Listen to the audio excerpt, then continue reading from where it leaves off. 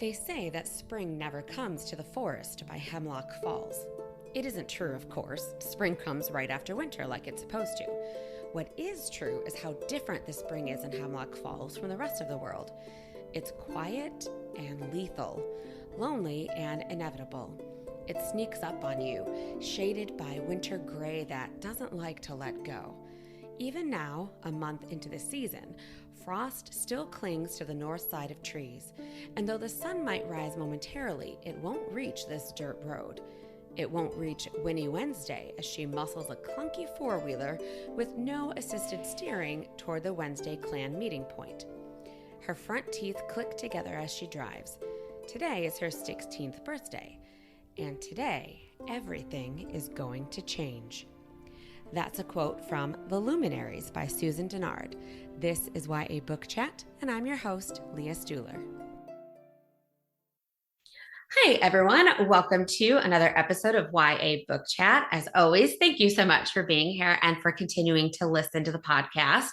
I actually want to say a very special welcome today to a brand new member of the YA Book Chat Patreon, and her Instagram handle is Cress is Queen. Thank you so much for your support. I really appreciate it. And of course, to all my Patreon members.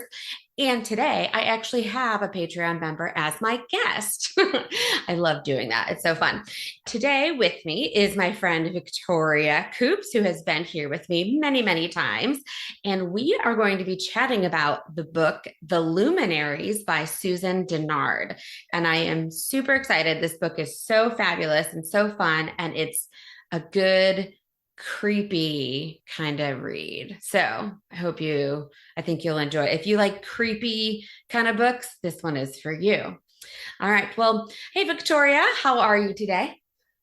I'm fantastic. I love being on YA Book Chat, and I also love being a Patreon member because it is worth it.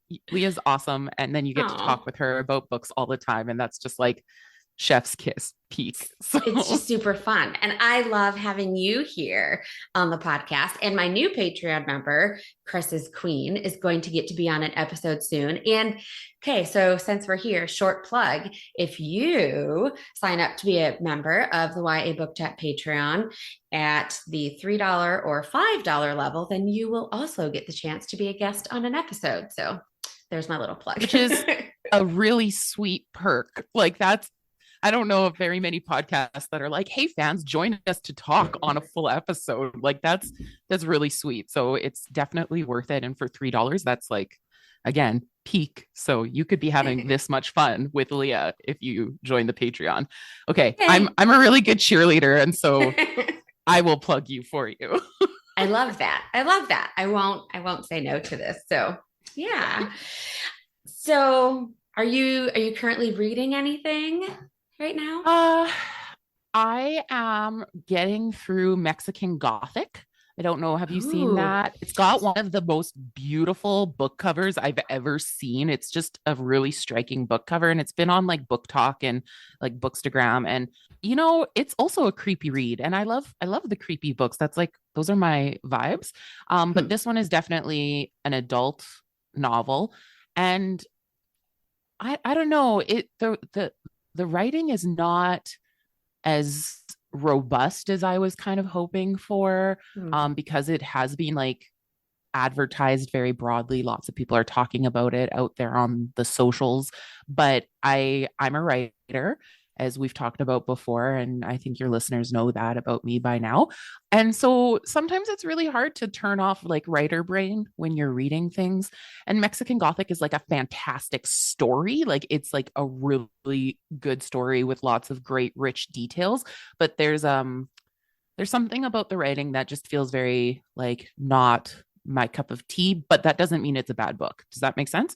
So yeah. I wouldn't discourage anyone from reading it. It's really great. And I wonder if it's maybe like a intentional decision that the writer made too. So if it's intentional, then it serves the purpose of the story, because it's meant to be like kind of a Wuthering Heights, like Jane Eyre kind of read. So anyway, yeah, that's what I'm reading right now. And I loved reading The Luminaries, which I'm super excited to talk about because we have thoughts.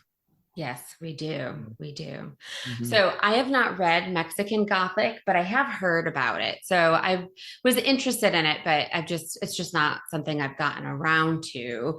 Although I am a big Wuthering Heights fan. So if you're saying it's kind of that similar type of thing, that I would probably like it. Like, I wouldn't discourage anyone from reading Mexican Gothic. The issue is that it's uses like a passive voice. So there's lots of there were or was, or like lots of kind of past tense passive verbs, Okay. which, like, oh my goodness, that's so technical. Most people won't like tune into that, but it's one of the things that I pay attention to when I read. And I think it's intentional, because if you look at Gothic novels, right, they are more pastoral and creepy pastoral, right? So there's a Hmm. lot of like flowery passive language that you wouldn't see in fiction today. So like if you like classic Gothic novels, then you're going to enjoy it. And it's like such a great take on that classic genre. So I'm enjoying it. It's just had to turn off like the writer part of my brain, which is Hmm. okay to do sometimes. Yeah, no, I totally get it because that's how I am as a former actor and as a still present theater person. When I watch things like not movies as much because that's kind of a different genre. I mean, I've done that, but I'm more of a theater person. So, but like when I go to a show, it's really hard sometimes to turn off my theater director, actor, teacher brain. And I have to like, you know, I'm critiquing things in my head and I'm like, no, stop, just enjoy it. So I totally get that. Well, and the fear is that like people are going to do that to you when they read your book, right? Like I'm Hmm. always like holding grace and space for writers, because I'm just like, I just want people to be kind to me when they read all my like flaws and grammar errors and stuff like that, because no matter how many times you edit it, there's always going to be something that someone, picks out as an issue for them, and that's okay. It's part of the gig. But I try to be like super gracious. So like when I do, like, if you go look at my Goodreads, I don't think I've like rated it anything less than 2 stars, like, ever. Because I'm always like, but solid effort, writer. You did a good thing by writing a book. Hey, So solidarity is important. That's yeah. awesome. Anyway, All but right, yes, thanks for asking. cool. Well, let's get started with the Luminaries. I'm going to give you guys a spoiler free plot overview. And just in case you're new here, we will do the first like 15-ish minutes spoiler free so that if you haven't read the book yet, nothing gets spoiled for you. And then after that, we will dive into spoilers, but I will be sure to give you a warning before that. So let me read you guys what the plot is about. Winnie Wednesday wants nothing more than to join the Luminaries, the ancient order that protects Winnie's town and the rest of humanity from the monsters and nightmares that rise in the forest of Hemlock Falls every night. Ever since her father was exposed as a witch and a traitor, Winnie and her family have been shunned. But on her 16th birthday, she can take the deadly luminary hunter trials and prove herself true and loyal and restore her family's good name, or die trying. But in order to survive, Winnie enlists the help of the one person who can train her, Jay Friday, resident bad boy and Winnie's ex best friend. While Jay might be the most promising new hunter in Hemlock Falls, he also seems to know more about the nightmares of the forest than he should. Together, he and Winnie will discover a danger lurking in the forest no one in Hemlock Falls is prepared for. Not all monsters can be slain, and not all nightmares are confined to the dark. Oh, when I read that description, I was like, yes, please. I need to read this book. It's just a Mhm. very, oh, I love it. I love it. So, all right. See, and Tell I had like the flip response to that, because this on paper felt like a book that I was really going to enjoy, and like I should just always trust Leah for book recommendations, because you've never led me astray. yes. Um, so, but um I wasn't convinced, like, when you were like, hey, read this with me. I don't know if maybe it was just like a time place thing, sometimes how you're just not in the right headspace for a book. Uh-huh. And then so I was a little bit hesitant, and like it wasn't top of my TBR list, which I apologize, Leah, because I said yes and then like was waiting for the copy from the library and dragging my feet. But that like the description, hearing you read it out loud, I'm like, of course this was going to be a book I enjoy because it is super atmospheric and kind of gives you shivers, even just from the spoiler-free book jacket synopsis, right? So Mhm.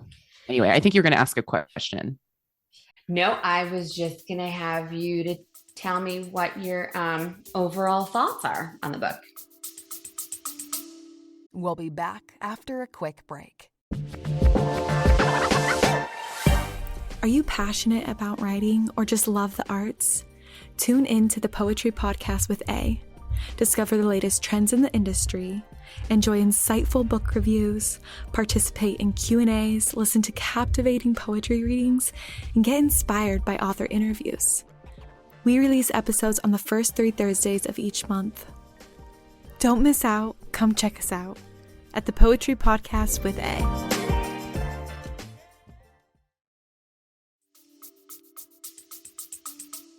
Well, pretty much that was overall thoughts. I started thinking I wasn't going to enjoy it for whatever reason. Again, time and place when you're just not in the headspace for something.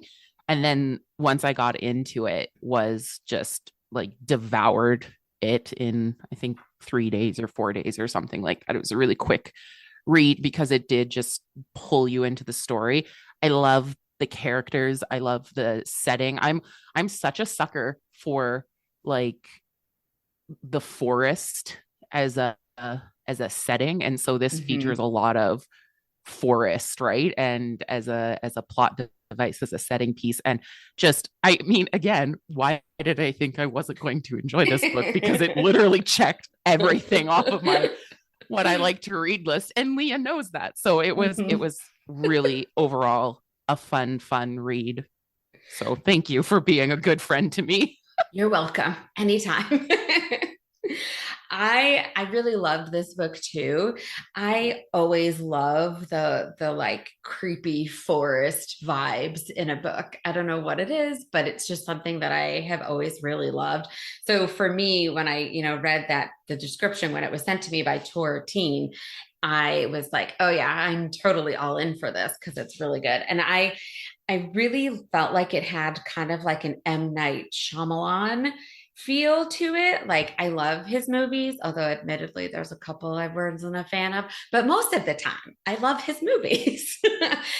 But so this book for me kind of had like that kind of creepy feel to it that he puts into his movies, and it was very enthralling, and it drew me in and kept me guessing, and I really enjoyed the world that they lived in. And of course, we all know that I love a good like map at the front of the book. And so there is one in this just to show you like Hemlock Falls and where each of the families live. And they do all, in case you haven't didn't guess from that description, Winnie Wednesday and Jay Friday. There's different clans, and each clan's name is based on a day of the week.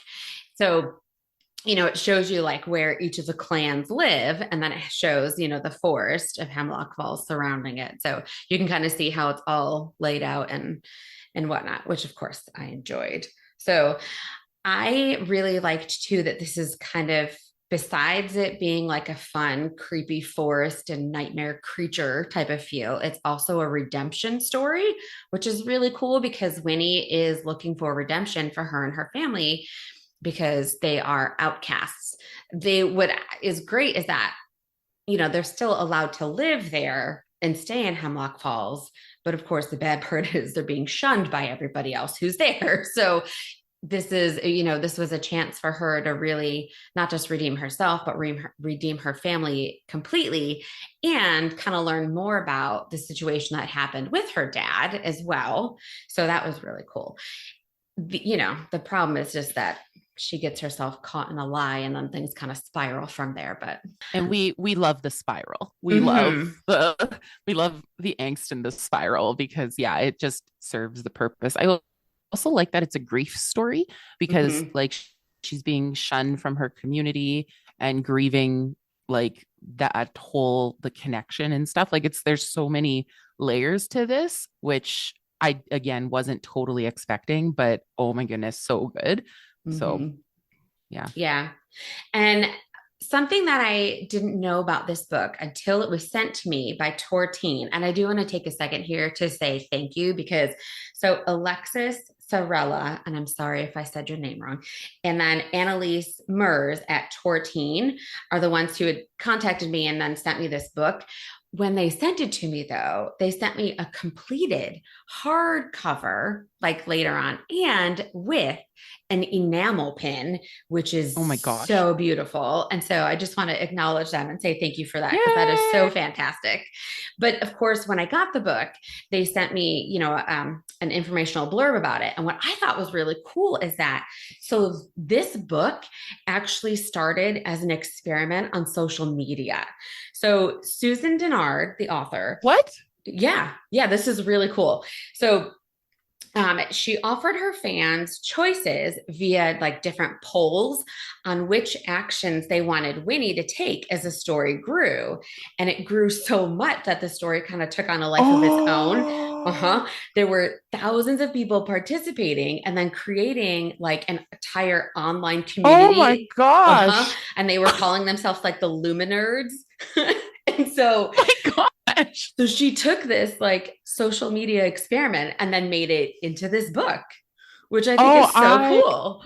I love that energy. Oh my goodness. That's so cool. It's like a choose your own adventure Discord server or something. Right? Like, oh, I'm like really jealous that I didn't get in on that action, because I love role-playing games and choose your own adventure stories. And that's like, what a fantastic way to approach a writing project. Oh, good, right? good for the author. It's so fun and a different way to do something, you know, like to come up with an idea and I would think help yourself as an author to come up with more ideas for something too, you know. So well, cool. and like I've heard of similar things being done in like the fan fiction space, or like even in flash fiction. Like there are lots of collaborative storytelling methods out there, which again, huge fan of role-playing games, and so collaborative storytelling is my jam. I don't know if I've heard of a book that does like a whole novel though, right? Like where you're involving kind of a community of Luminaries. I love that. In the creation or choices of where the story goes and is directed. And I would never have guessed that based on how the book reads. I wouldn't have guessed that it was like a group of people had decided where Winnie was going, like kind of her journey through the story, because it doesn't read like fractured or anything like that. Like, do you know what I'm saying? Like it reads like cohesive, and like that the narrative is quite very smooth clear. And so very clear. Yeah. And that's really impressive to have like that many people collaborate with you and then have a product, like a whole novel that reads still really cohesively. Like, wow, snaps. I'm just like, that's amazing. It really is. I was so impressed when I read that. The other thing is, I was always, you know, growing up, the choose your own adventure books were really big. Like those were a huge thing in the 90s. And I loved them. Like I devoured those choose your own adventure books. And it would take me forever to read one book, because I would always like read it one way and then go back and do it again, like, you know, choosing different things, which was really fun. And so to hear that she did this was like right up my alley. I was like, oh, yes, you know, like a live action choose your own adventure book with helping the author create the story is really cool. It's super brave too, because like I don't know as a writer, like if I would have that much faith in other people, like that you'd have to really trust your community with the characters that you're writing. And sometimes I find my characters, like they have agency. Do you know what I'm saying? So like my characters know the direction they want to take. And so it's very impressive to be able to navigate your character's agency with like including other people in those choices. So that's like, I don't know if people really would comprehend how awesome that is. So okay, this is totally an aside and you can cut it if you want, but have you ever played those like visual novels, like video games where they're essentially a choose your own adventure video game, but it's like they're very popular in like Japan and like Korea. Like they're very Asian. But they have like okay, I will send you a few because they're what we're seeing happen with like choose your own adventures, which were super popular like in the 90s. So all of us 90s kids are like nostalgic for it, but now we're making content and video games and stuff. And so they're doing choose your own adventure video games, but they're still set as like a visual novel essentially. So it's like an app on your phone or you can play on the computer and you choose, like you build a little character and then you choose how they respond to different situations and progress the story. So exactly like a choose your own adventure novel, but on a video game, and you get to see like the pictures of people and the settings change. And some of them are better than others, but they're super fun. So if you like this sort of thing, then I'll send Leah a few of my favorites. She can link it in the show notes or something. Sounds good. So Susan Dennard, the dedication for the book is to the Luminaries, which I think is awesome. It says, for the Luminaries who brought this world to life, even when they were trapped in a garage. So yeah, there's that. Who knows what that means, but I love the inside nod to the community. That's fantastic. I love that. So it's a lot of fun. Now I do have to say at this, and I'm doing this now because it's not a spoiler, but it also, there wasn't anywhere for me to really fit it in our spoiler section. So I will say, as a teacher, something that I appreciated in this book towards the beginning is when Winnie is at school and the kids are like, they're like just getting started. Okay. The teacher comes in and the kids are being like, whatever. And she says to them, "Good morning. Is everyone finished being a childish asshole yet? Because if so, I'd like to take attendance." And I have to tell you, the number of times I've wished I could say something like that to my students, like I think it a lot. So when I read that sentence here on page 37, it's pretty early. And I just took a moment to myself to say, thank you, Susan Dennard, for all of the teachers out there who really wish that they could say that to their students every day, but we can't. And teachers don't get paid enough, y'all. They don't get paid enough for the work they do. Classroom management is like next level and chaos. Yeah. So anyways. So that was, just a little thing, but something else I also really enjoyed about this because, appreciated it. So Leah felt seen. Oh, I totally did. So before we go into spoilers, I mentioned earlier how each family clan is named after a day of the week, and it is all 7 days, Sunday through Saturday. And they each kind of have their own little area that they live in Hemlock Falls, which the forest is on the outside. And then there's a lake with a waterfall. And then this like little lake and then river kind of goes through the middle. So like Tuesday, Monday, Sunday, and Saturday are on one side of the river, and Friday, Wednesday, Thursday are on the other side of the river. But it works really well. And each estate and family kind of differs in a way, because some of them, like the Wednesday estate, is humongous. Like they have more land than some of the other groups. The Sunday estate is like a little smaller, but anyway, they have different amounts of lands, but they're also like kind of different levels of like, we have money and you don't. So, there's still all those like kind of societal levels that we see in between this happening. So that dynamic we kind of see a lot too in the story. Oh, I do love a map. And it shows you where like the old museum is and all these different things. So, yeah. And you can see how the forest like encroaches them. They really are surrounded. It's kind of like, okay, so that M. Night Shyamalan movie where they live, oh, The Village, where they live Mm. like in the middle of the forest. That's what Mm-hmm. it, but there's like the line that they're not supposed to cross because Mm-hmm. to go into the forest because that's where the creatures live. Like that's what this is like. Mm-hmm. This is definitely different than what I was imagining in my head, because the way the in the book, the way things were described, what I was envisioning was almost like a town on the edge of a forest, and then that the forest like ballooned or like onward. I don't know why I got that impression, thinking maybe because of the boundary. Mhm. Um, so then how my question is like, where do the creatures stop? Does that make sense? Like if the forest kind of surrounds them, Yeah. where does that boundary stop for like the nons, right? That's what they're called, like the non-luminaries. They have a boundary because they mark it Right. with stakes. Yeah. And so the creatures can't come past there. And there is like a main road. It just doesn't, Yeah. like on the outside, it just doesn't show it on the map.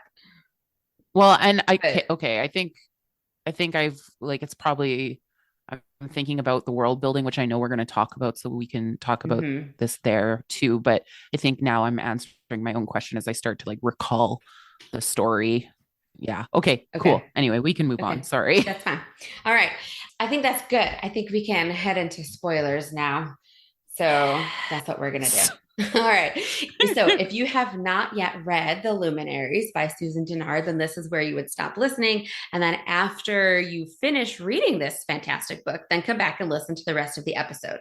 But of course, if you have read the book, or if you haven't, but you really just don't care about spoilers, then by all means, please continue listening. All right. You have been warned. So I wanted to start by talking about Jay and Winnie. Jay is totally the werewolf, right? Like we Yeah, know this, right. but we figure this out pretty early on. I feel like because there's Yep. so many clues, right? Like Mm-hmm. he's always tired, he misses school, how she talks about his scent and what he smells like. Sorry. Just I know yeah. it's funny, but he has a very specific scent. What's funny Woodsy. though, yeah, woodsy, and she thinks he's doing drugs, which I think is hilarious. And she's so judgy about it the whole time. Yeah. Like she thinks he's just a pothead, and she's so judgy. And I was thinking about like I also work in a high school with teenagers, and like the teenagers I work with wouldn't be that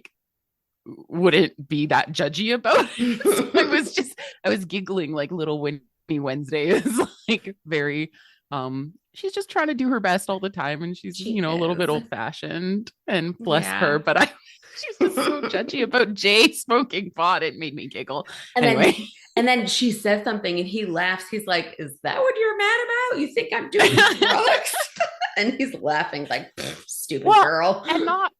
And not even like it's like very specifically marijuana. Like she's Right. like she very specifically thinks and Yeah. is he a pothead? Like I don't know if I that don't ever think so. No, it's I like think it's just a smell of the it's a werewolf forest and smell. because he's a werewolf. Yeah. Yeah. Okay, well then So yeah. It's a telling character detail for sure, but yes. yeah. And also No, yeah, I mean he knows the forest really well. Mhm. Like how she doesn't pick up on this. You know what Well, I mean? and he's 17. Right. He's 17. He's the baby Right. from yeah. Anyway, like you're right. We suspect that he's a werewolf really early. Like I don't think it was Mhm. meant to be like a big shocking reveal, like it wasn't No. like so you suspect him the whole way through, which is really well done and kind of interesting because It is. I love when the reader knows something but the character doesn't. That's actually how you create suspense, is by like feeding your audience the information to put the pieces together, but having your main character or whoever the character not make those connections. And so then the audience is just holding their breath until the character finds out, right? So that was Right. done really, really well with It Jay's was. werewolf identity. I mean, the first page of the book before even chapter 1 starts is about him. Like, it doesn't say who it is, but it says the forest comes for the boy on his 13th birthday. And then it goes into how this, the forest kind of like takes him in, and it says, he's no longer a boy, no longer entirely human, but rather a ticking time bomb waiting for the forest to one day spark his fuse. So we kind of know that there's something going on with a boy in this story. So it's, not hard to then figure it out and put the pieces together. But I really liked his character so much. He's so sweet. You can tell that, even though he and Winnie have been on the outs for a while because of the whole situation with her being shunned because of her dad, that he has feelings for her, and it's really sweet. And he trains her for the trials so she can do well in the trials. And he gives her like all these tips about different things. Again, vast knowledge of the forest, which Winnie doesn't question at all. Like, there's a lot of things Winnie there's a lot of things Winnie doesn't question, though. Like, there were things that I was like, girl, why wouldn't you be wondering about this? Like, she does question this, but I just thought maybe she didn't go hard on it because, like, with her community shunning her, it's been 4 years, right? 4 years since that whole thing happened, and she lost her friends. No one's talking to her. They've all like, they're not allowed to really include her and her family in anything. And Jay like does that to her, and she's angry about it, but then he doesn't really explain why. And I'm assuming that it has to do with his like werewolf identity 13, right? Like that would have been 4 years ago. So I do think he says he's busy with stuff, or like some super vague. And I was like, that's not enough of an explanation for ghosting your friend. I'm sorry. No, it's not.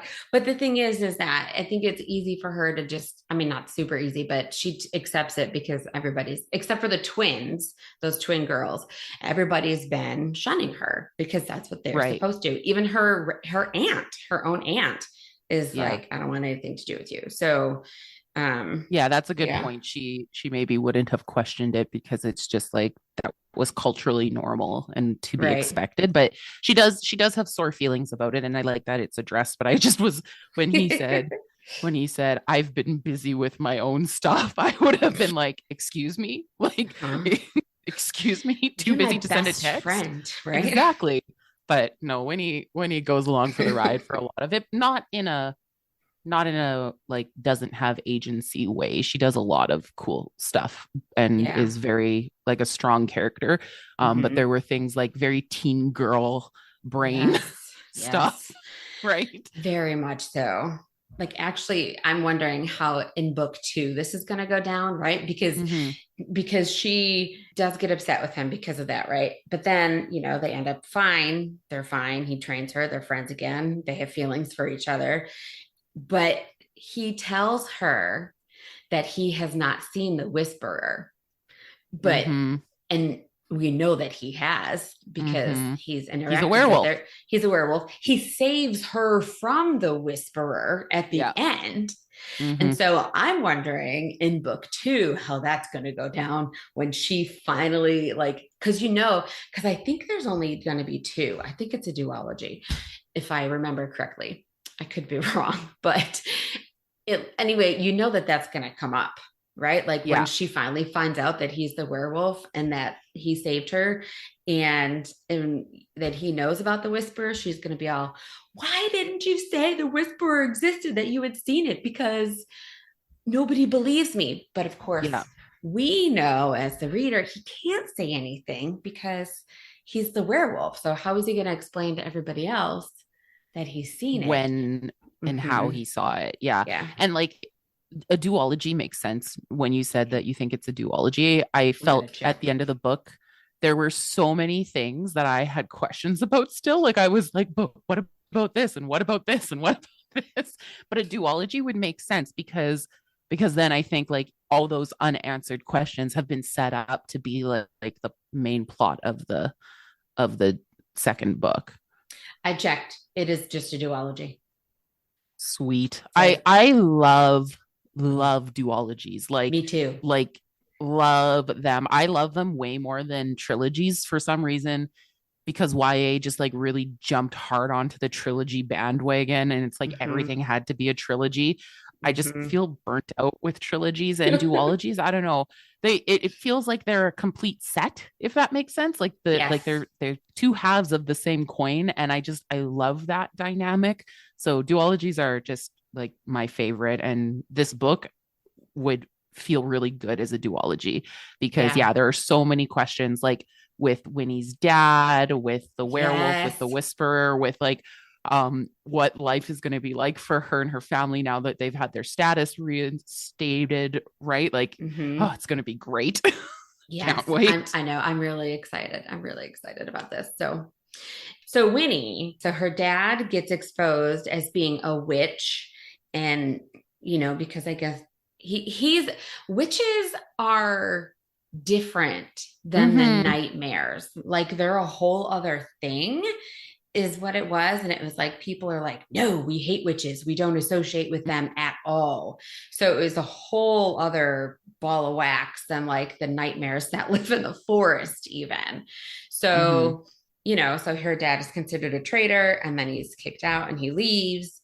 And so then her family is shunned. And so I love though how Winnie is like, I am going to redeem my family and I'm going to help my family. And she's got her mom and her brother, and her brother's got a boyfriend.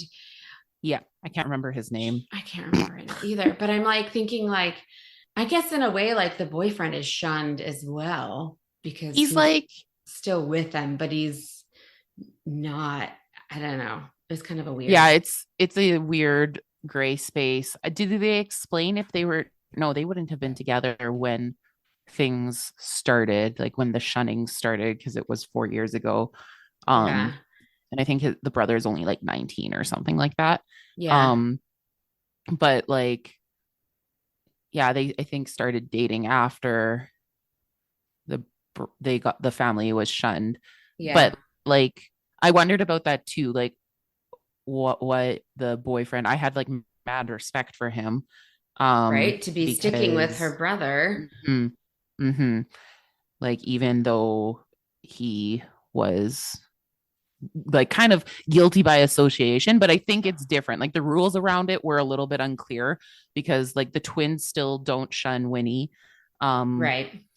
Like, so there are people who aren't shunning the family, but it's like, kind of taboo to do that. And so I think most people are being safe and not acknowledging them after this like betrayal, after the dad is a spy, right? Like that's what not just that he was a witch, but that he's sending like their secrets, their luminary secrets to the witches, which I thought was like just adds insult to injury, right? Like, oof.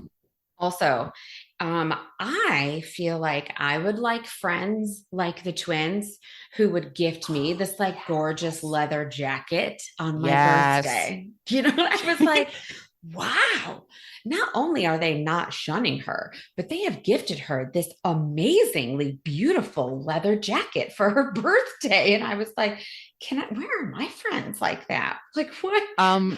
When I become a very, very famous author, I will gift you a leather jacket. Awesome. So when I start making like Leigh Bardugo got her 6-figure book deal or it wasn't just for one book, it was for like a lot of books over like 8 years or something. When that happens for me, I will get you a leather jacket. Okay, awesome. But until then, sorry.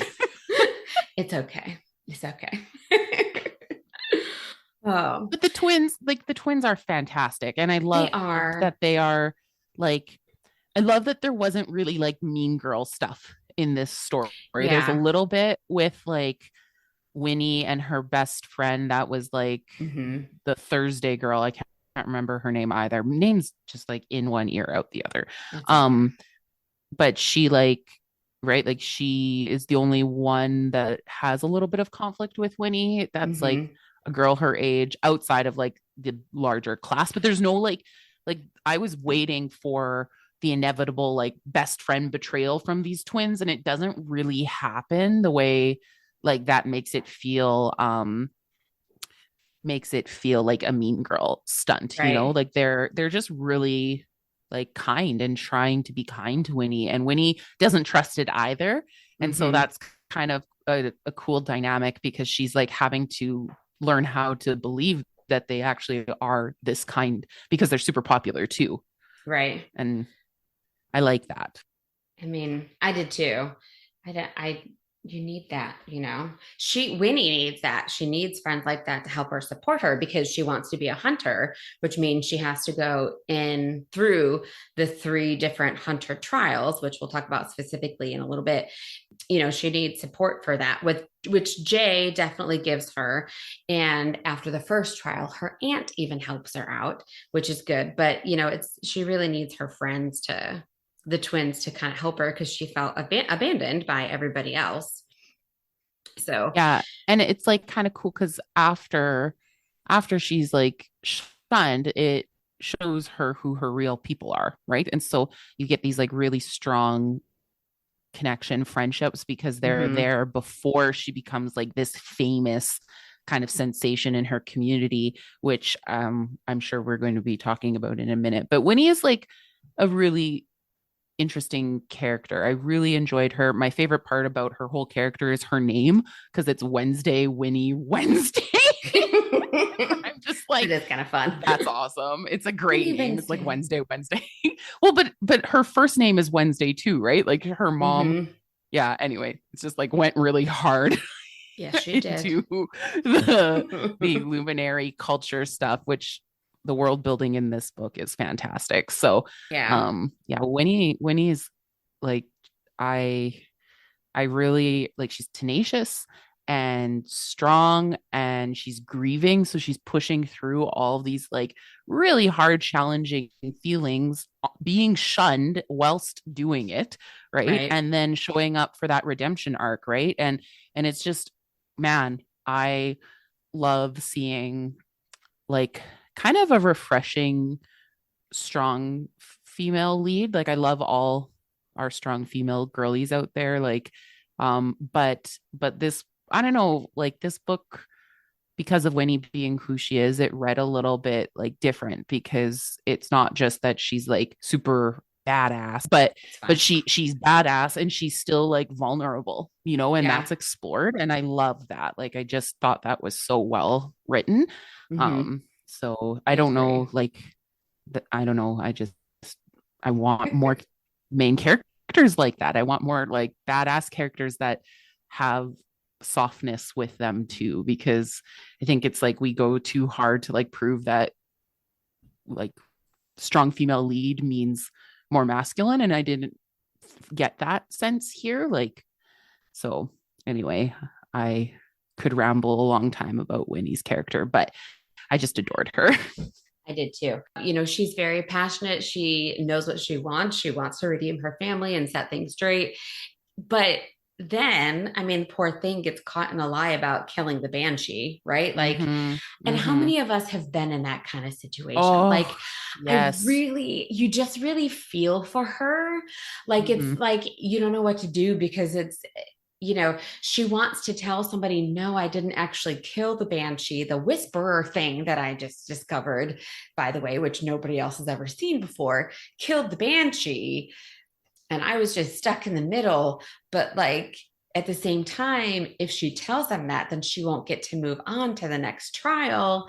And that's what she really needs. And it's like, and everything just kind of happens so fast.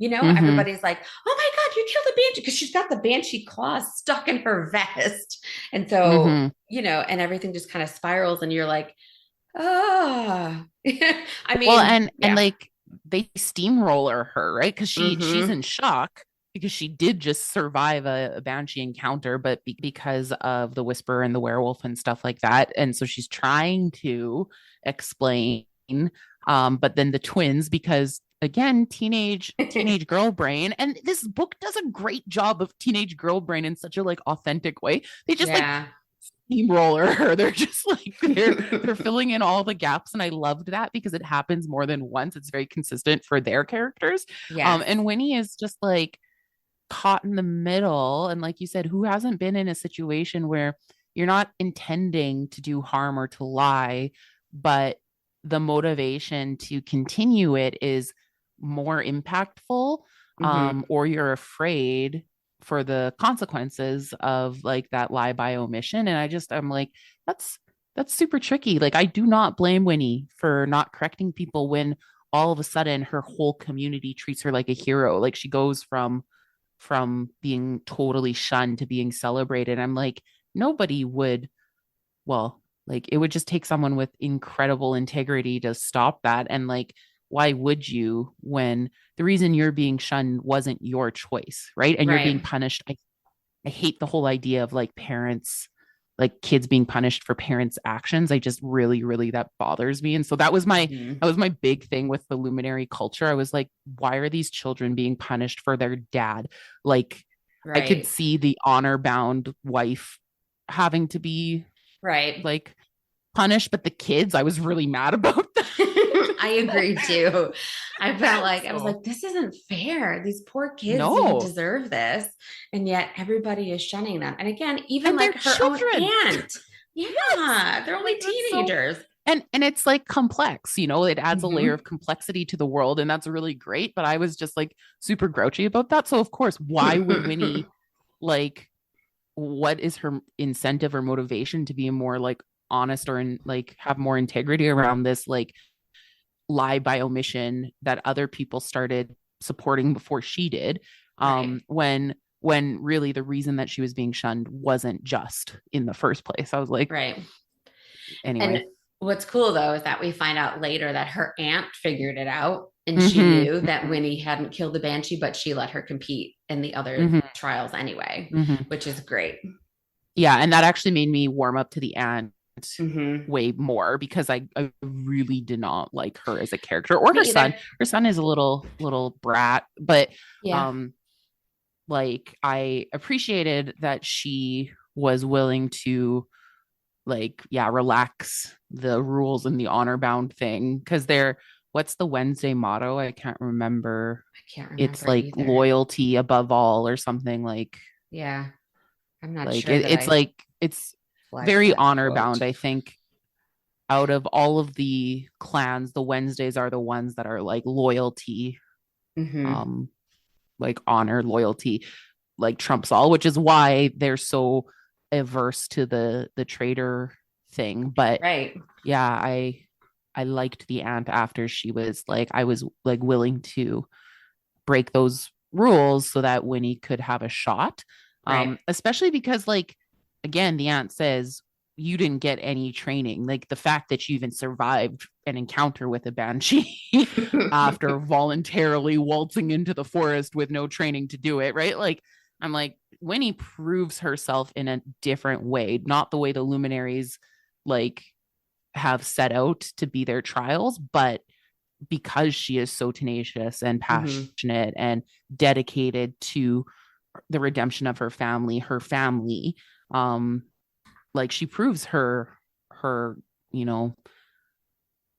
skill that way. And I like the aunt recognizes that, and that's really cool.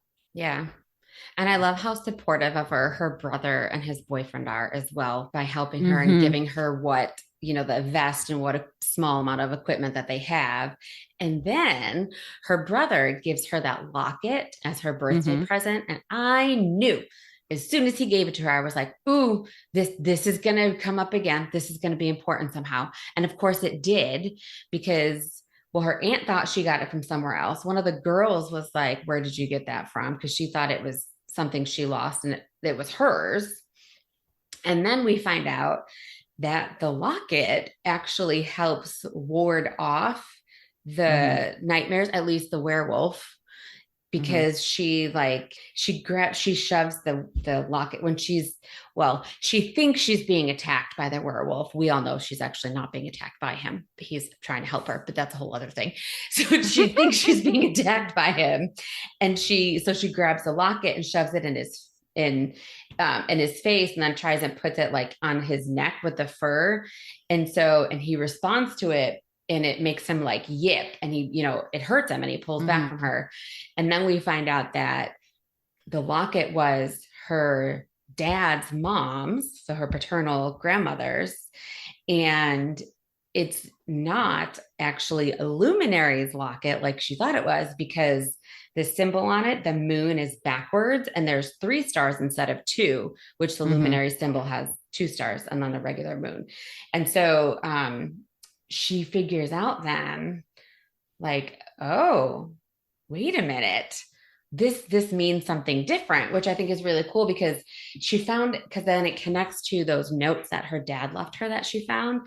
And then I loved how he would do this, like they would do this with each other, like leaving each other clues and like do little scavenger hunts to find things.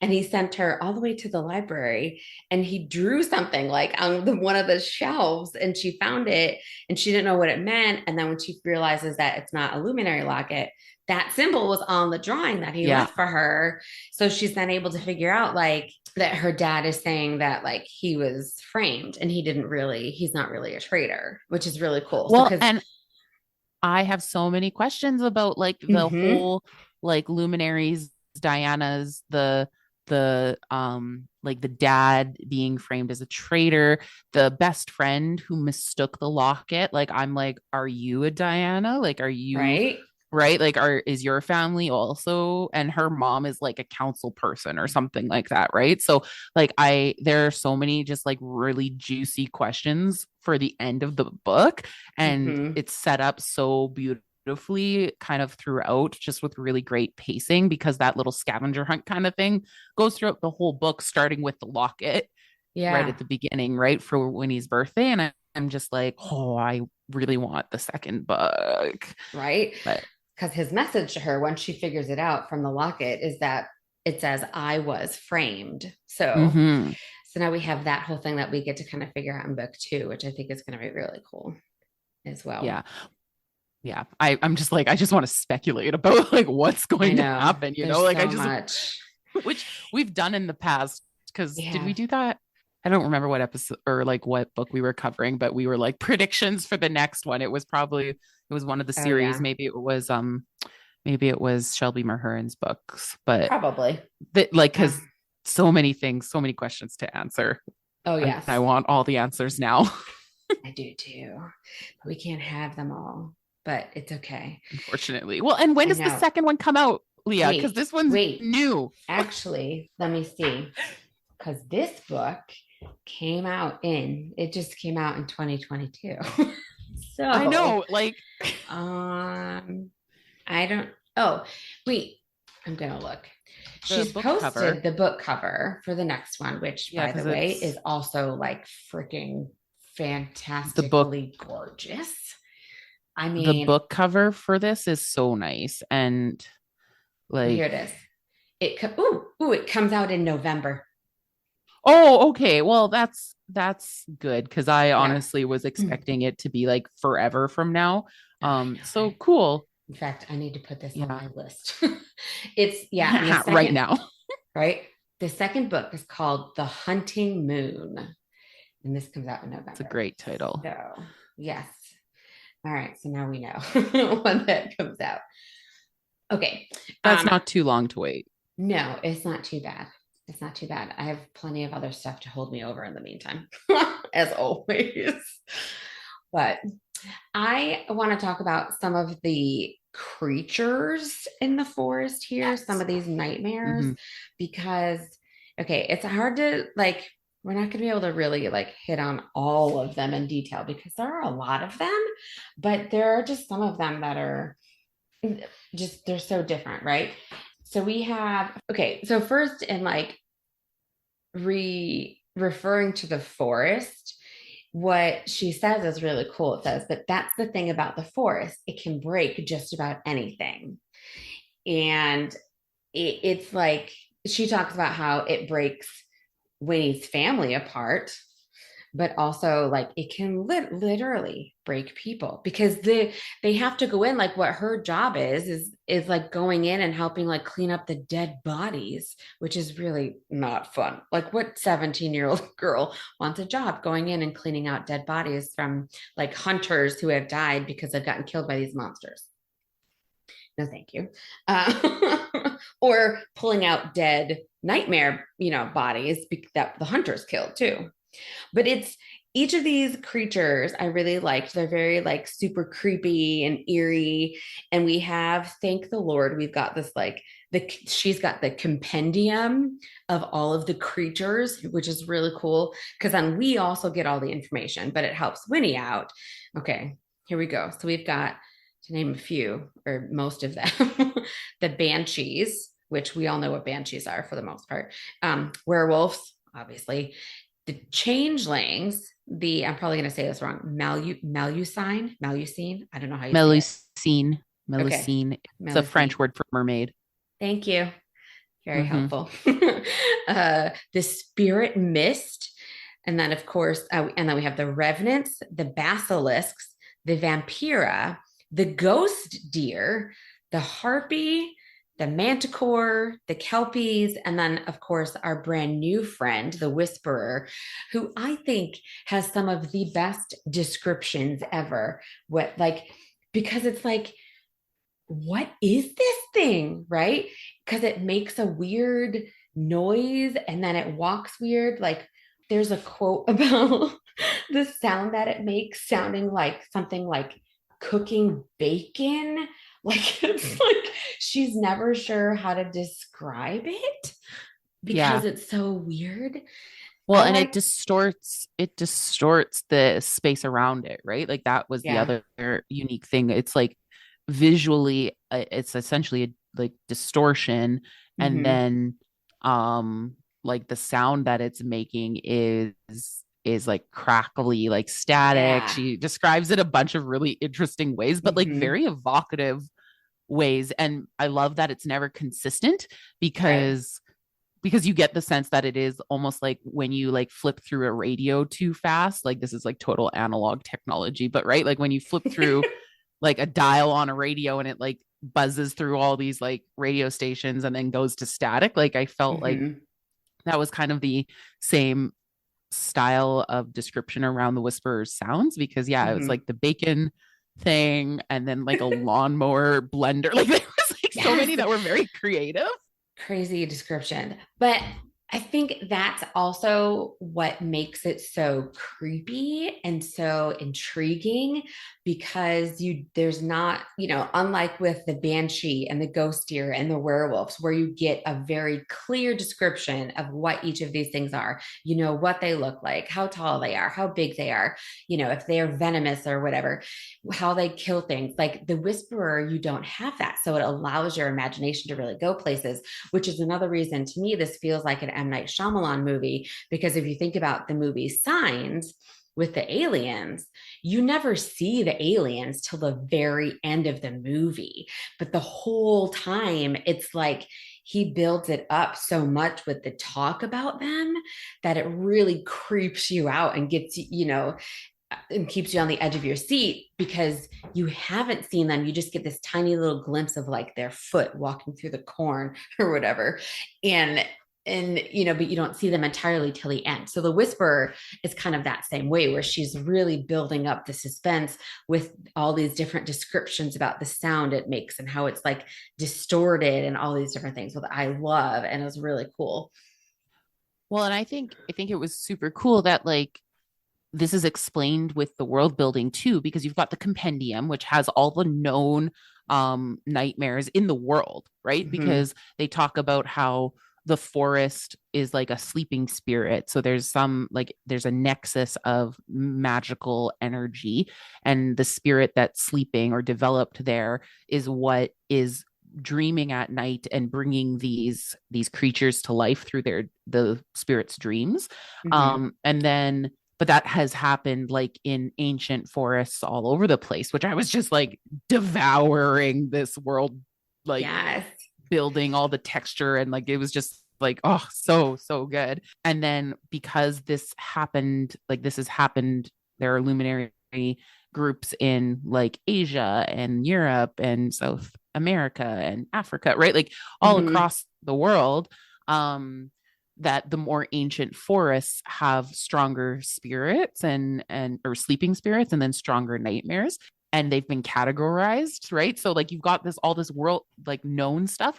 This is the first new nightmare that has arrived in the North American forest. And so it's like a new experience for this luminary group to have something that they don't know what to do with or deal with. And so that's why, like, that's one of the struggles Winnie's having, and adds to, again, the suspense of what could it be. And like, I loved that it was like, there's a more ancient kind of magic happening. Yes. But in North America, like, it's not as ancient. And then here we are with our very first one that we maybe are adding to this compendium of like known nightmares, which are actually also known monsters. Like you said, everyone knows what a banshee is. The readers kind of know what the descriptions are for the known nightmares, but not for the whisper. It's always like very weird and creepy. So that's cool too, because it's like you feel like you align with what the characters know and don't know then, right? Right. And awesome. And Winnie's the only one who has seen the whisper. Well, okay, we know that Jay has seen it, but she doesn't know that. We love Jay, actually. I do love Jay. We didn't fangirl very much about the romance, but I know, because I do like the romance, but it's not, and that they have feelings for each other, but it's not like, right, which is good, because I think for this story, I don't want it to be. There are definitely books where I want that, but this book, I don't want it to be. I want the creatures and all the stuff to be in my face and be the main thing.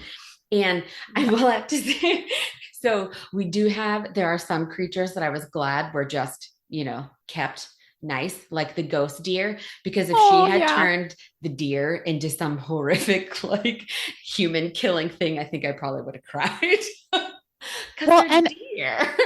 But and a good, like, that's like towards the end of the book too. So again, the pacing in this book is really well done, because the beginning, Winnie has no practical experience with any of these monsters. She's just studying the compendium like a super nerd and drawing everything. And I love that that's used as a device later on, because she draws all the nightmares based on what, like, the bodies that she finds, the carcasses that she finds, and what the illustrations in the compendium already look like. And then after she's encountered them, she's realizing how inadequate her understanding about the forest is. And she has like that artist drawing block.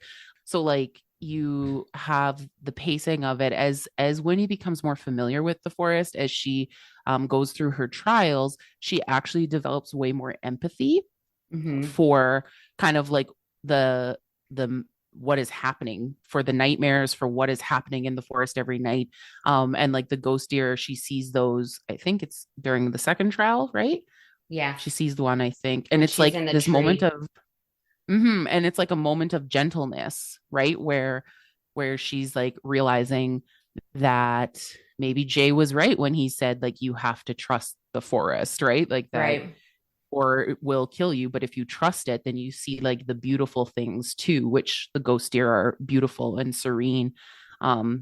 So I really liked that kind of development or evolution throughout the whole thing. The nightmares are so creative too, like, because they are like, what they are, what a banshee is, but like the vampira, right? Like, they're obviously supposed to be vampires, but they're not like Dracula vampires, right? Like they're different. And so there's like a unique take on all these like existing monsters that are pretty common in YA. Some of them are a little bit more like typical. The werewolf is still a werewolf, but others are very unique and kind of have some interesting details. So like, super creative way of doing that. Because you've got like the spirit mist, which is like what the nightmares come out of. So once it hits like midnight or whatever, the mist comes up, and then that's what all the nightmares come out of, is that mist. So they're not there without the mist. And then you have like the changelings, who are not like, for a lot of people, when you hear that word, you might think of like, if you're familiar with the Fae, you're going to think of like a fairy changeling, but this is different because these can make themselves look like humans, but they don't talk, which also super creepy. But you can tell who they are because even when they change into a human form, they have those long claws still. Mm-hmm. So Mm-hmm. yeah, I love all of these creatures. They were just each one to me. I was like gobbling up and like digesting these descriptions as much as Mm-hmm. Winnie was when she was reading the Yeah. compendium and then she's reciting them all in her head. I was like, oh, this is great. And I actually just found one of the descriptions of the whisperer, how we were talking about, like, this is so fun because it says, Winnie can't find another word to describe what she sees. The warping forest snakes out with a tendril made of galaxies, pierces into the vampira's back, and then retracts, carrying the nightmare with it like meat on a spit. So, like, this is the whisperer obviously attacking the vampira during the trial, but it's like, how do you describe that? Like, it's just like the forest looks warping and then all of a sudden this thing like smoke or something, it's like a tendril comes out and like pierces the vampira and takes it with it. So I don't know. Well, and that's what I loved about like how we as the readers, the audience, and the luminaries themselves in the book, like understand the compendium and like the kind of the established nightmares. They look like the monsters that we have in our own folklore in real life, and then the whisperer is like this totally different thing, and we're all like, what is it? And Winnie's trying to figure it out, and so the descriptions are all so unique and like super specific, but not like not identifiable yet. Do you know what I'm saying? Like, It's like there's this real sense that it's like you can't identify what the whisperer is because it's so its own thing. And there's no real, like, I don't know, like if you were thinking about what's the biology word for how you organize things? Taxicology? No. Taxonomy. I don't know. It's something like that. Yep. Mm-hmm. I'm not. My youngest sister is like a biology person. Like she's like studying biology, environmental studies right now. She's going to be like very embarrassed that I tried to sound smart. Yeah. But like taxonomy, I think is what it is. But it's like the classification, right? Yeah. So like the genus, the species, the like type of animal. Well, the whisperer doesn't fall into any of the criteria for anything else. And you really get that sense because of the way it's described the whole way through. So like, yeah, just hearing you read like galaxies, I'm like, what the heck does that even mean? Right. Because Winnie doesn't even know. She's like, I don't know how to describe this thing. She tries to describe it to other people and they're like, what are you even talking about? And, so they set up the cameras and try and catch it, but they can't catch it on the cameras. So it's very frustrating for her, because no one else knows what it is or has seen it. And she's like, they're focusing on other things. And she's like, no, we need to focus on this because you don't understand. This one is killing the other nightmares. Like, this is monster of all monsters, but nobody understands it or wants to focus on it because nobody else has seen it. So, except for Jay, of course, but he can't say anything, which is frustrating. And do you get the sense that Jay, like, yes, he protects Winnie, but do you get the sense that he's protecting like the whisperer and the forest too? Like there's like, because he really is very vague about like, right, like he is helping Winnie. He wants her to stay alive, and I think he kind of knows that if he doesn't help her, she's gonna die, right? But he's not like revealing a lot of information, and I just really wondered about his motives, for not doing that, because like I feel like Jay knows way more than Jay is letting on. Oh, I think he totally does. He totally does. But he also can't reveal too much because they're talking about, like, the people who run the town or whatever are talking about finding and killing the werewolf, and he's the werewolf. So well, and it's like, I mean, he can't die. He doesn't want to die, but he's like, needs to find ways to help Winnie and, figure out the whisperer. there's just this bloodlust around killing the werewolf. Like it's like the frenzy that is, and that's again what adds to kind of the fuel to the fire with Winnie trying to get people to pay attention to what she's saying. Everyone's so distracted by the werewolf being back, or a werewolf being like around again, because there were so many hunter deaths the last time there was a werewolf. Right. Like everyone's like, just, it felt like the village with their pitchforks, you know, like they were just super stirred up and frenzied by this and distracted. Like, so Jay, poor Jay's just sitting there and his whole community is trying to like kill him unintentionally. Like, but so. And and she's like, well, what if the council and the hunters are wrong? What if it's not the werewolf that's killing everybody, but what if it's the whisperer that's killing the hunters and the nons, and she's seen it kill the other nightmares? So, that's why she's trying so hard too. I'm sure Jay is grateful for her efforts. Yeah. I wonder if the whisperer is her dad. Like, I wonder if that as well.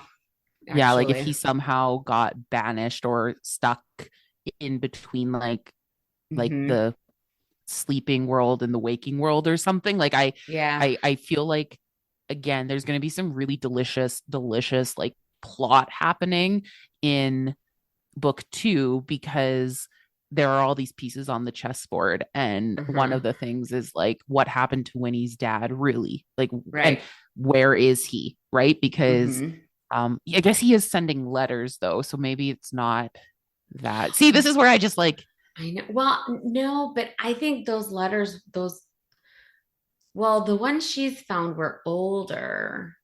Was he still sending but her them? mom, the way she finds out, like her mom has one that she puts in her purse, and then Winnie thinks that he sends them on her birthday.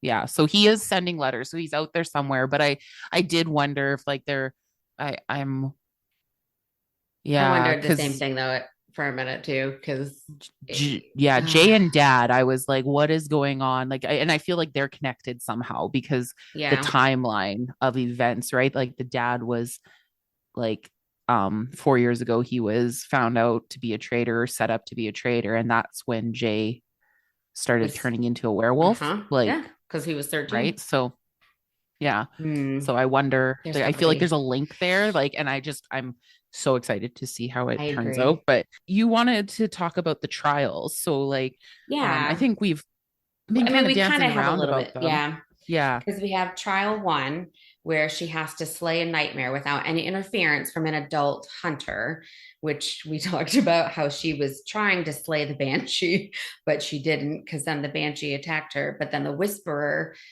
which at one point she calls it the whispery kaleidoscope thingy, which I was like, that's another 10 out of 10 descriptor. Like, but then she gets the banshee claws stuck in her vest, which come in super handy later in trial 3, which is really cool.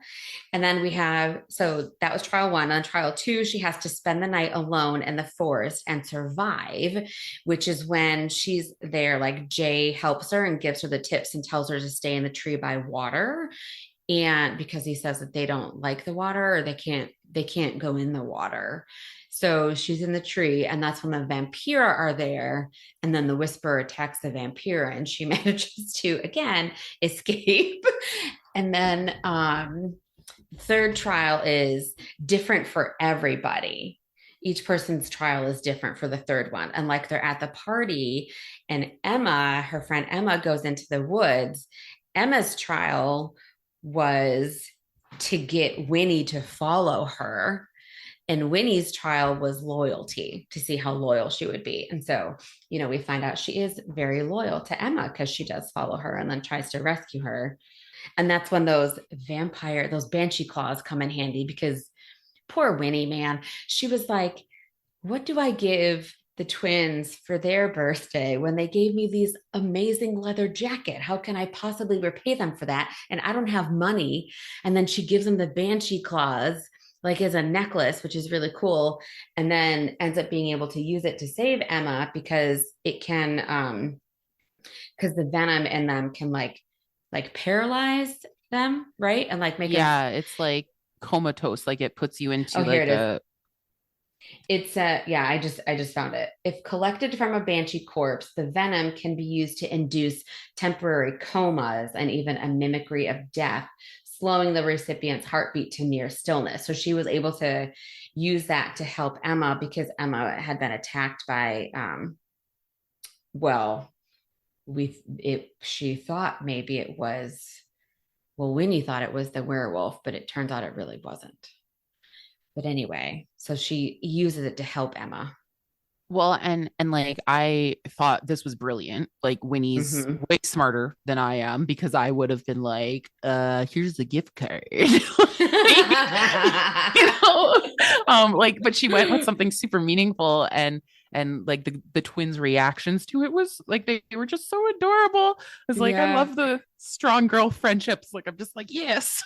um and yeah, and then the compendium, like what you just read, just has me thinking again to what we were saying about the compendium and the nature of these nightmares being very like familiar. Readers know what a banshee kind of looks like, but then in the compendium kind of index that we get Mm-hmm. throughout the story, there are these really awesome details about like a banshee that I mean, I can't remember. I do a lot of like reading about folklore and stuff because I am also a writer and I write fantasy and world build myself. And I can't remember like anything that's like banshee claws have venom, you know, and Right. that's just a very unique detail to this story and this world building. And it's there for a purpose and it's used, Mm-hmm. right? So it's used to save Emma, and like later on when they're back at the hospital and recovering from their encounter with the whisperer and the harpy, Mm-hmm. like the Monday doctors are like, you saved her life because you were Yeah. quick thinking. And like again, I said this before, Winnie just proves herself over and over and over again, not by the Luminaries standards through their trials, but by like their very almost like their creed. It's like she's so much more than what Mm-hmm. they've like the box that they've put her into, and she proves that over and over again by just being herself and showing up and doing the things to save her friend, or you know, Mm-hmm. and that's not necessarily like what the trial was designed to do. She was just supposed to go into the forest and follow Emma and then get Emma out of there. But like because she was quick thinking, because she was smart, because she was trying to be a good friend, like she's a better hunter than most of the hunters, right? Yeah. Like already, and she has no training. So No. And she even at one point she's like, Jay's right. I am good at this. I might even be great at Mhm. this, you know. And Yes. I loved that sentence because it is a little funny, but it's also just shows her confidence and how her confidence is really Mhm. building and that she knows that she can do it. And as she goes along the book and she goes from each trial, you can see like, okay, trial 1 was an accident and she didn't really do anything there. But once trial 2 hits, you know, she's really into it. And by trial 3, like she's got it, you know, and she totally deserves to be a hunter. So, Well, and she didn't do anything in trial 1, but she survived and she right. went into the forest in the first place. Right. Right. Like, I'm like, I feel like they should have just been like, okay, here's your hunter status. Like as soon as she did Yeah. because like what 16, 17-year-old who hasn't gotten training, whose entire community has shunned her, is brave enough, like gutsy enough to Mhm. to do that, like to challenge the norm and to put her life at risk for the sake of redemption, but also for the sake of like her commitment to being a hunter. I'm just like, she's like so much more than what they've given her credit for up until they think she's killed a banshee. And I'm like, the banshee is like irrelevant. Right. Like the fact that she went into the forest in the first place is what should have been like rewarded or taken into account anyway. So and it's just like, again, adds layers of complexity because of course the society is going to behave the way the culture and society behaves. Right. But but it just makes the story so much richer and textured. Like, it's just so good. It is. And her aunt even says to her at the end, like when Winnie tells her, I didn't kill the banshee, I found it outside the forest, and she tells her about what happens with the whisperer. And her aunt's like, oh, I know, I figured that out. And Winnie's, asks her why she didn't kick her out. And she said, well, because that wasn't the point. And she says, I don't care if you can kill a banshee yet or spend the night in the forest. Those are all things that you can learn. But loyalty, commitment to the cause, that can't be hammered into you. And then she said, so that's what her point was. Like, it's really about trial 3. It's not about trial 1 and number 2. Like, they get you there and it's to help them learn how to become a hunter. But trial 3 is really the important one. So that's where you're tested, really. And I feel like, again, Winnie like proved her loyalty because she wasn't even on the inside of the like culture, right? Her community is shunning her, so she's on the outside, removed, and she's still loyal to becoming a hunter regardless of kind of the injustice that her family is experiencing, right? And I'm just like, that is, again, when the aunt is saying like, that's what this is about, recognizing that you still showed up to do this even though we've been treating you unwell. That's when I actually started to like develop more compassion for the aunt. Like, I started to understand her a little bit more too, because I was super grouchy with her like all the way through until then. Like, even when she gave Winnie the armor, I was like, you're stupid. Like, you've been ignoring your niece for 4 years and now you're showing up and giving her like Christmas gifts and stuff. Like, it's like the absent family that just, doesn't put in any effort, but then tries to buy your love. Like, that's what it felt like. And I was just grouchy, but then she really, it's like she got it. She got Winnie by the end in a different way. And I still don't really trust her, but I'm going to hold my judgments until the end of the book too. We shall see what happens next. Coming back to the whisper for a second, it is interesting, even though her dad is sending her letters.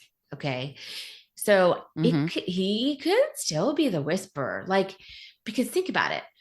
What if the whisperer is like the werewolf? You know what I mean? Yeah. What if he's similar to how a werewolf works? Because here's the other thing about the whisperer, right? She's seen it multiple times. And what happens each time she sees it? She's about to get attacked by a different nightmare, whether it be the vampira, the banshee, the harpy, whatever it is. But the nightmare attacks it first. It's almost like the whisperer is protecting her. Yeah. And that's what made me wonder about, is this the dad? And you're right, because the rules of the nightmares are that they happen at night, right? Like that, that when the sleeping spirit dreams, that's when the mist rises, the spirit mist, and the nightmares come out of this mist. Like, so it would make sense that the dad is somehow impacted by that. So he could be like living in a cottage in the forest, surviving and sending her letters on her birthday because precious. Letters that she doesn't get to read. It's so sad. And then at night has like, it becomes this nightmare, this monster. And I wonder if that was like done to him by the Luminaries or the Dianas or whatever, right? Like, it's going to be so good. Yes, it is. I'm very excited because what happens at the end too is, so when she's in the forest during the 3rd trial, it's like, it's clear, but some of it's clear, but it's also vague. You know what I mean? So like it makes you, because Winnie is like going in and out because she gets attacked, because there's the manticore with the manticore hatchlings, the little baby. And can I tell you how much that thing freaks me out? Like it's like a scorpion. It's a scorpion characteristics with a human head on a six-legged body with a scorpion thorax. It's like part scorpion, part spider, part with a human head. Like it's weird, like nightmare, right? So that thing's coming after her with the babies, There's multiple of those coming at her. And then like there's, where is it? Oh, the Kelpies then. Like there's all these things. And then the werewolf, of course, comes into the picture. And I feel like the Whisperer was in there somewhere, but it's just it's all kind of vague because she gets attacked and then all this stuff is happening. And then the wolf comes after her. She thinks that it's attacking her. Only we know that it's not attacking her. Well, because it says, then come the whispers. She doesn't see it. It's just there. So it's like, we know that the Whisperer is possibly there, but we don't really know what happens. So yeah. So it's like, it's hard to tell because it's there, but it's like, is it attacking the manticores and the harpy? Is it attacking the manticore and the harpies? Is it coming for her? Because it's hard to say because she says like it's all around her. So it's almost like it's protecting her on all sides, but you can't really tell. But then the wolf is there, which she has this brief moment, like she's going in and out though, like she's basically knocked out and unconscious, and then she kind of comes to, and she's like, she smells bergamot and lime. She smells Jay's smell, but he's not there. So anyway, and she talks about the wolf fur, I think too, right? Like as she's coming in and out, so she talks like, so she smells Jay's smell, but then she's seeing like bits of like flashes of white fur or whatever, the wolf, right? And so it's just that whole the climax sequence, there's so much action, and it's well written action. It's not that it's like vague because it isn't well written. It's just there's so much going on, and like Winnie is in and out of it, and we're confused because there are things that Winnie doesn't know yet, right? And so the reader can't figure it out either, which is really well done. So the trials and the luminary kind of hunter action is so good. I'm very curious about the Dianas and how, because we don't really like, we know what the luminaries think or believe about the Dianas, but we don't get like any firsthand information about it, right? And so I'm curious because I think we'll get more of that in the next one too. Yeah, like it's going to be really, really good. Do you think you would survive? Hell no. It made me, oh my gosh, who are we kidding? It made me feel like the Hunger Games are having like their like moment right now trending on TikTok because like a bunch of Gen Z kids they're like a couple years younger than me. I'm a kid. They are like rediscovering Hunger Games, right? And so there's tons of content right now about the Hunger Games. But this made me feel that way too. Like, would you survive the Hunger Games? Would you survive Luminary Trials? And I would not survive either. I can tell you right now. I would not survive either one. Like, unless I would get lucky, like she did in trial one. Like otherwise, I would be dead. In trial one, there's no way. And I would for sure never survive the Hunger Games. Oh my gosh. And it's funny that you say that. Okay. Tiny little side tangent.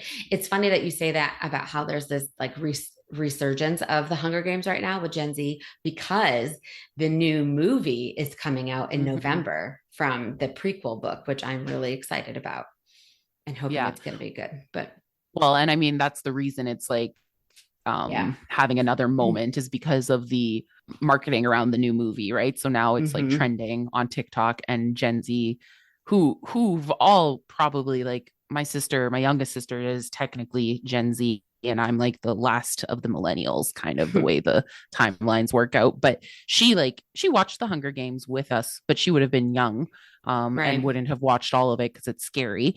So I think it's like people, Gen Z, it's not like they didn't know the Hunger Games existed, Right. but are right, like they're like embracing it as their own thing now, and that's kind of fun to watch. But it just has me thinking about like the Hunger Games and the trials that they have in the games, and this is very much similar, where it's like you're sending kids into situations Huh? where like they're life or death situations, right? And this is justified by like they have a job to do, and that's what their society, Right. their culture is all built on. But I was like, man, without a lot of plot armor, I would not be surviving. Well, here's the Like, other thing though for the luminaries, okay? Because we say that they're sending these teenagers into the woods to battle these nightmares. However, for trials 1 and 2, the hunters are there, like in that's 3, right. the hunters are Mm-hmm. there. They're not Mm-hmm. supposed to, like, and if there's an emergency they can push their like button or whatever and the hunters will come if they need to. So it's Right. at least like it's not totally like it's not total Hunger Games where it's every No, person for no. themselves. Like the hunters are there in case of an emergency, so if they really Yeah. needed them, because that is what Winnie does then during the 3rd trial. She does end up calling for them, Yeah. Yeah. to help with Emma. Yeah. So Well, and that the difference too here is that you don't have to become a hunter in this culture. There are other right, jobs, and like right. the different houses, the different families, the Wednesdays, like the Monday, Tuesday, Wednesdays, right? Like they Mm-hmm. have different kind of focuses. So the Mondays are more like intellectual scholarship. So it's kind of got a divergent vibe that way, where like Yeah, the factions have their kind of focus and they all contribute in different ways. The Wednesdays are like lots of hunters. They all have hunters, because they each have a different night to like monitor the forest. But you can also become other things in the community, right? To serve the right. community. So like there are teachers and there are doctors and there are politicians. There's a news anchor. I loved that one of the jobs was like the local news station, because I worked as a radio host, and I was just like, yes, this is great that one of the jobs in this isolated society is like the news person. It was really um funny. that it was a good moment. And I'm like, what would you do then if you were a luminary? Where do you think you would fit into kind of their society? I'd totally be the news anchor. Like That's yep. what you want to do. That's what I I would think. be, because I am most definitely not a hunter. We can all, mhm, yep. So I'd probably You're like, the manticore face is looking at you, and Leah's like, heck no, techno, we are out. seriously, I yeah, will report no, on the no. news. I'll just be on the news, on to the side. Like that would be me, the safe job. It's And fair. it makes me Fair. sound so like wimpy, but there No, it we is. can't all be Winnie Wednesday. We can't all be Right? Winnie Wednesday. I know. Um, like in my day job, I'm a like school social worker and counselor. And so I'm very curious what their like therapy programs look Oh like. my 'Cause gosh, right? like just the trauma, like the level of trauma that hunters are experiencing. And they kind of explore this a little bit, but they don't go so far as being like, do they have to get counseling? I feel like I would, set up my private practice in this world and just make bank because there would be a Seriously. lot. There would be a lot going on. Yeah. Oh yeah. Anyway, so that's my self-designated like insert role. If I was writing fan fiction about this world, it would be me being a counselor. Okay, there we go. Self-insert. Neither one of us would have to be hunters because we No. wouldn't survive. Mm-mm. So, okay. Nope. And on that note, all right, this has been another fun episode. It's always an adventure. It is. And I absolutely loved this book. Like, cannot recommend it enough. It's so good. And I'm really, really excited for the second book. So thank you very much, Victoria, for being here. Why don't you tell everybody where they can check you out and follow along with your adventures and all of, being an Absolutely. author? Yeah. I want people to know that Leah and I are actually friends. I don't just do this so that she can plug my writing every single time. We actually do enjoy each other, and that's why our conversations end up being so long.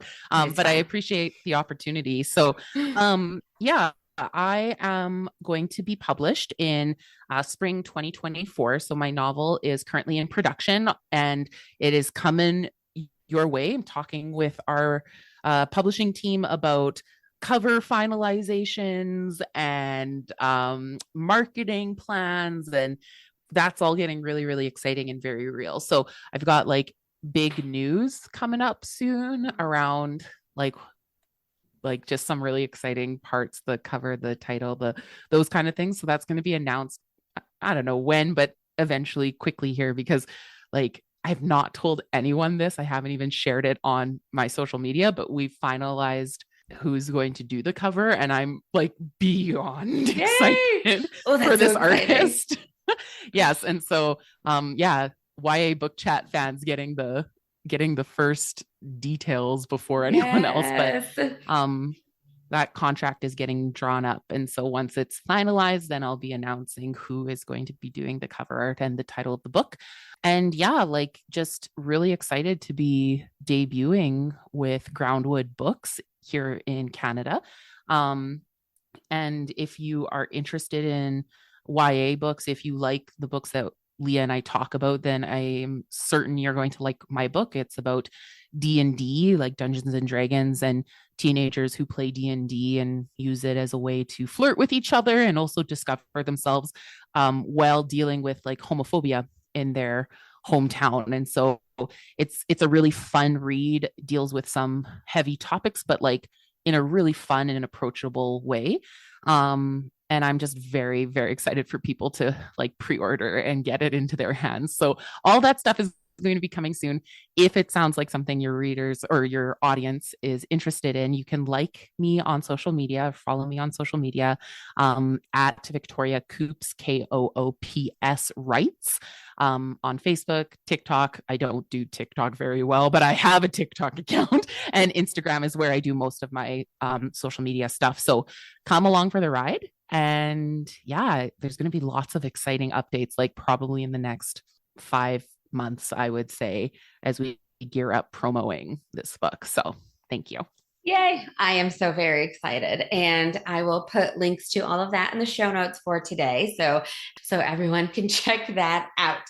All right. Well, thank you so much, everybody, for listening, and we will chat again soon.